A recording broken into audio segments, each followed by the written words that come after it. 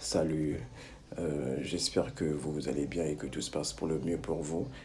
Bienvenue sur cette nouvelle vidéo consacrée à la convention au contrat de stage. Bien avant, il nous faut définir un stage. Qu'est-ce que l'on entend par stage? Le stage est une période temporaire de mise en situation en milieu professionnel au cours de laquelle le stagiaire va acquérir des compétences professionnelles et va mettre en œuvre les acquis de sa formation en vue de l'obtention d'un diplôme ou d'un certificat et de favoriser son insertion professionnelle. Pendant son stage, le stagiaire peut en aucun cas exécuter une tâche régulière correspondant à un poste de travail permanent dans l'entreprise. Désormais défini, à quoi sert-il?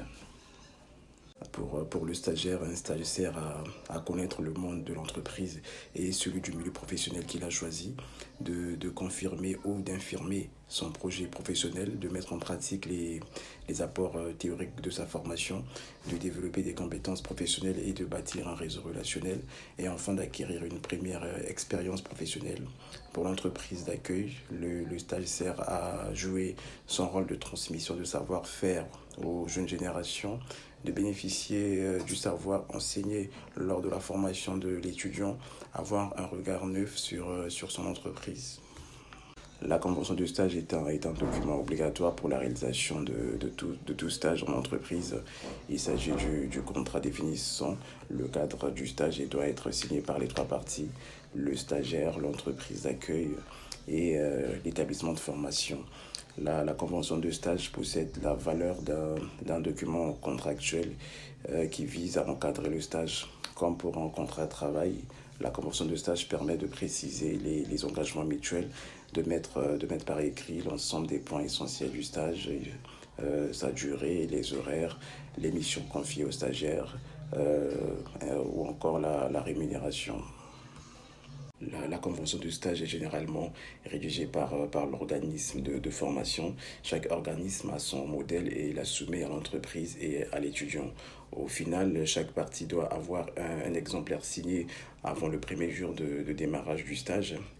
Toute convention de stage doit comporter au minimum les clauses suivantes: la définition des missions confiées aux stagiaires et les objectifs du stage, les dates de début et de fin de stage, le montant de la rémunération ainsi que les modalités de son versement, les conditions de délivrance de l'attestation de fin de stage, euh, les clauses du règlement intérieur applicables aux stagiaires, et enfin les modalités de suspension et de résiliation du stage.